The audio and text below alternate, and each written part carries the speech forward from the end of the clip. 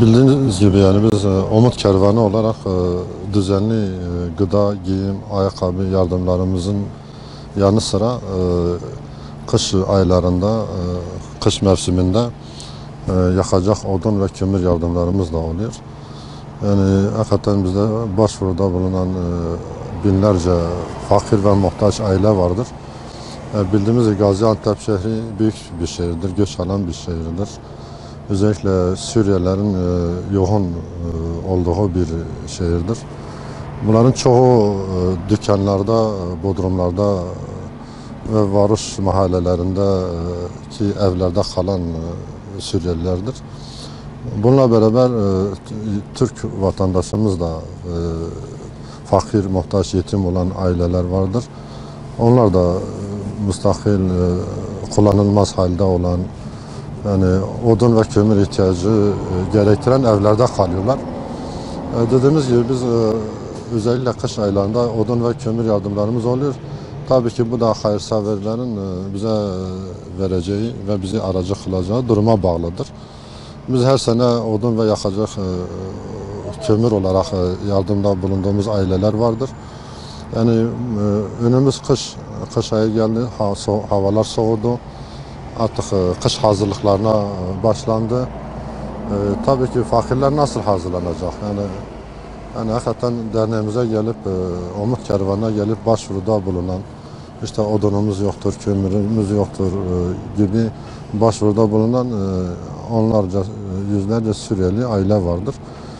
Tabii biz onların ihtiyaçlarını istiyoruz ki hepsinin ihtiyacını giderelim, hepsine odun ve kömür verelim.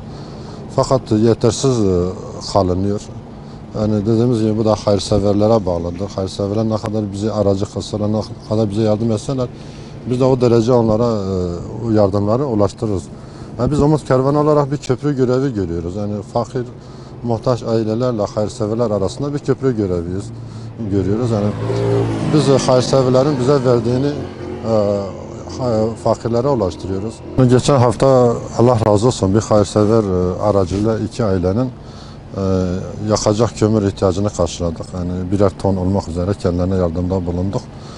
Yani biz dediğimiz gibi istiyoruz ki bütün fakir ve muhtaç ailelere yakacak odun ve kömür ihtiyaçlarını karşılayalım.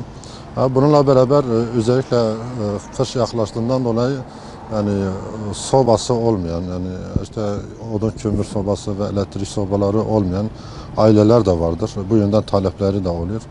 Biz 3 ailenin de soba ihtiyaçlarını karşılamış bulunmaktayız. Dediğimiz gibi hakikaten kıştır. Biz kendimiz bugün sıcak yerde oturuyorsak, kendileri soğuk yerde, belki soğuktan yatamayan veya donan insanlar vardır. Yakacak odunu olmayan, sobası olmayan, halısı olmayan, battaniyesi olmayan, özellikle kışın yani sadece odun kömür değil, dediğimiz gibi sobaya ihtiyaçları var, yatak yorgana ihtiyaçları var, battaniye ihtiyaçları vardır. Yani bundan dolayı yani hayırseverlerin bu konuda duyarlılık göstermesi gerekir. Onlardan talebimiz bu yöndedir. Yani kendisi tokken komşusu aç kalan, aç yatan bizden değildir. Hadisine binaen yani biz de diyoruz ki Umut Kervanı olarak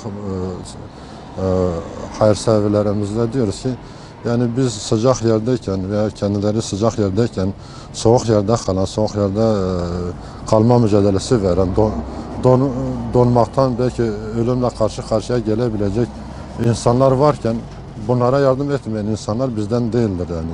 Hakikaten onları da düşünmek lazım. Yani biz sadece kendimizi düşünmememiz lazım yani.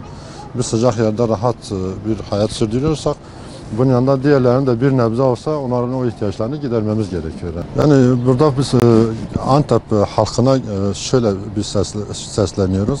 Yani gelin yani durumu iyi olan, durumu iyi olan hayırseverlerimiz yani gelin yani fakir ve muhtaç ailenin evine bir sıcak oda da biz olalım. Yani onlara yakacak bir ihtiyaçlarını karşılama için bir mücadele de biz verelim. Yani onların o sıcak yuvada en azından rahat yatabilmeleri için biz de onlara bir yuva, bir sıcak ortam hazırlayalım.